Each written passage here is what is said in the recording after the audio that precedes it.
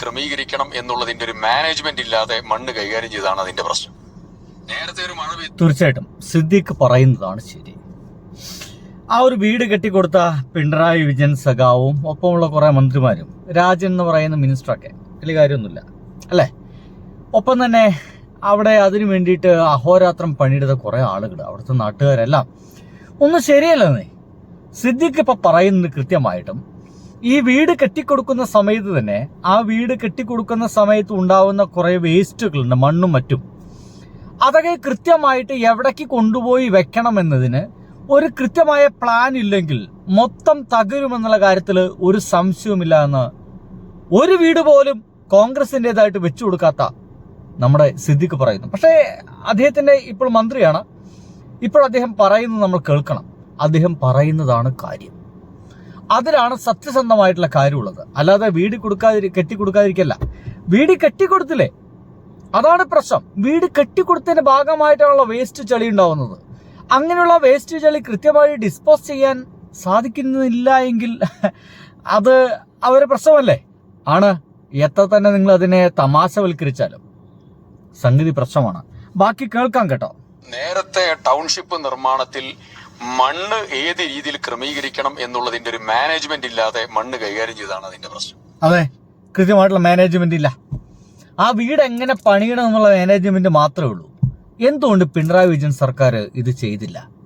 കൃത്യമായിട്ട് പറയേണ്ട അദ്ദേഹം നേരത്തെ അല്ലേ, നേരത്തെ എന്ന് വെച്ച് കഴിഞ്ഞാൽ പിണറായി വിജയൻ സർക്കാർ ഈ ഒരു ടൗൺഷിപ്പ് ഉണ്ടാക്കി കൊടുക്കുന്ന ആ സമയം മുതലേ ഇവിടെ വരുന്ന മണ്ണ് അതെങ്ങനെ കൃത്യമായിട്ട് മാനേജ് ചെയ്യണമെന്ന് വെച്ചിട്ട് യാതൊരു ധാരണയും അവർക്കില്ല.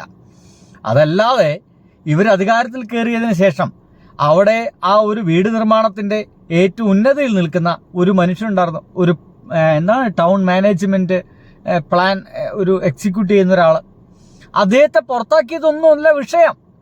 അദ്ദേഹത്തെ പുറത്താക്കിയിട്ട് ഈ പണി ഇത്രയും കാലം മന്ദഗതിയിൽ നിന്നതൊന്നല്ല പ്രശ്നം.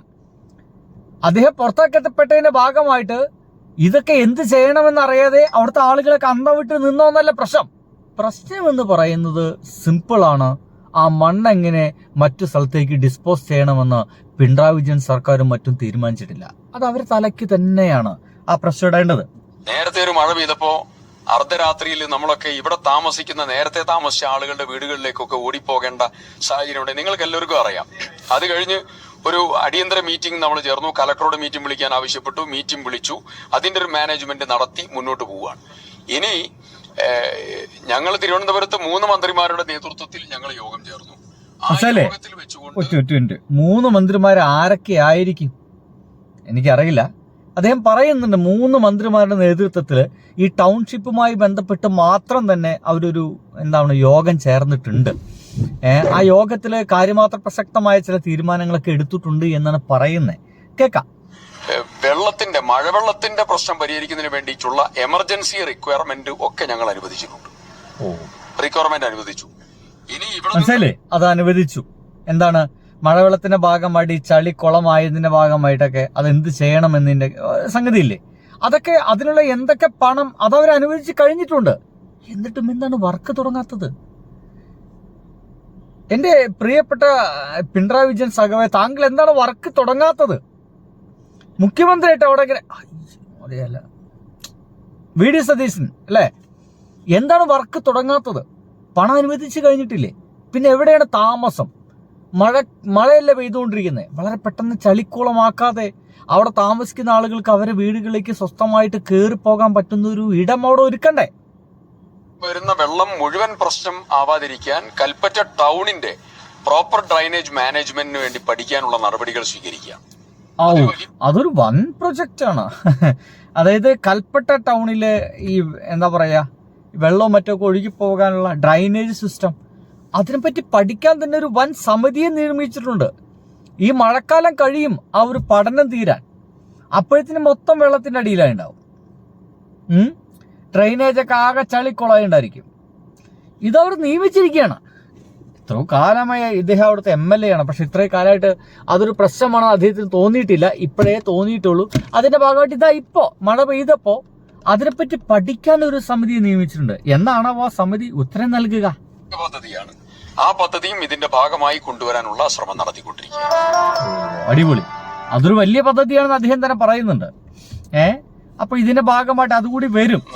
നാളെ കാലത്ത് 9 മണിക്ക് പിന്നെ വേറൊന്ന് ടൗൺഷിപ്പും സാസ്കി പദ്ധതികളുടെയും അവലോകനം വിളിച്ചിട്ടുണ്ട്.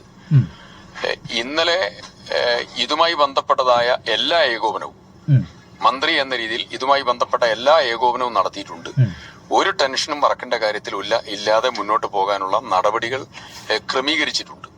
അതില് ചില ഉദ്യോഗസ്ഥന്മാരെ ഇവിടെ നിന്ന് കിഫ്കോണിന്റെ ഉദ്യോഗസ്ഥന്മാരെ അവർ കിഫ്കോണിന്റെ ഉദ്യോഗസ്ഥന്മാർ ആയിട്ടാണ് വന്നതെങ്കിലും കിഫ്ബിയുടെ ഉദ്യോഗസ്ഥന്മാരാണ് അവർ. അവർക്ക് ശമ്പളം കൊടുക്കുന്നത് കിഫ്കോൺ ആണ് എന്നുള്ളതാണ് അതിലൊരു കാര്യം. പിന്നെ ഏറിയ പങ്ക് ഉദ്യോഗസ്ഥന്മാരും കിഫ്ബിയുടെ ഉദ്യോഗസ്ഥന്മാരാണ്. അവരെ കിഫ്ബി അങ്ങ് വിഡ്രോ ചെയ്തു. അതാണ് പ്രശ്നം. കിഫ്ബിയുടെ ഏറ്റവും പ്രധാനപ്പെട്ട ഉദ്യോഗസ്ഥയോടും സംസാരിച്ചിട്ടുണ്ട്, ചീഫ് സെക്രട്ടറിയോടും സംസാരിച്ചിട്ടുണ്ട്. ഇവിടെ എന്തെങ്കിലും ആൾട്ടറേഷൻ വരുത്തണമെങ്കിൽ ഞങ്ങളോട് സംസാരിച്ചേ പറ്റൂ എന്നുള്ള കൃത്യമായിട്ടുള്ള സമീപനം സ്വീകരിച്ചിട്ടുണ്ട്. അതില് ഇവിടുത്തെ വർക്ക് ടൗൺഷിപ്പിന്റെയും സാസ്കിയുടെയും വർക്ക് ഒരു ബുദ്ധിമുട്ടുമില്ലാതെ മുന്നോട്ട് പോകാനുള്ള നടപടികൾ സ്വീകരിച്ചിട്ടുണ്ട്. നാളെ കാലത്ത് 9 മണിക്ക് അവലോകനം വെച്ചിട്ടുണ്ട്. അപ്പൊ നമുക്കത് വിശ്വസിക്കാം. മുഖ്യമന്ത്രി പറയുന്നില്ലേ, ഇദ്ദേഹമാണ് ആ ഒരു കോൺഗ്രസിന്റെ വീടുകളൊക്കെ നാളെയാണ് എന്നൊക്കെ പറഞ്ഞിങ്ങനെ നീട്ടിക്കൊണ്ട് പോകുന്നത്. അതുകൊണ്ട് നമുക്കിത് വിശ്വസിക്കാതിരിക്കാൻ തരമില്ല. എന്തൊക്കെയാലും പിണറായി വിജയൻ ചെയ്തതാണ് തെറ്റ്. കാരണം അന്ന് ആ വർക്ക് തുടങ്ങുന്ന സമയത്ത് തന്നെ ഈ മണ്ണ് എവിടെ കൊണ്ടിടണം എന്നുള്ള ഒരു കാര്യത്തിൽ കൂടി തീരുമാനം എടുക്കണമായിരുന്നു. അത് തീരുമാനം എടുത്തില്ല. എന്തായാലും പിണറായി വിജയൻ തന്നെയാണ് നേരത്തെ തന്നെ, അല്ലേ? അങ്ങനെ തന്നെയല്ലേ പറഞ്ഞ്? എന്താണ് നേരത്തെ ടൗൺഷിപ്പ് നിർമ്മാണത്തിൽ നേരത്തെ ടൗൺഷിപ്പ് നിർമ്മാണത്തിൽ അതാരാ?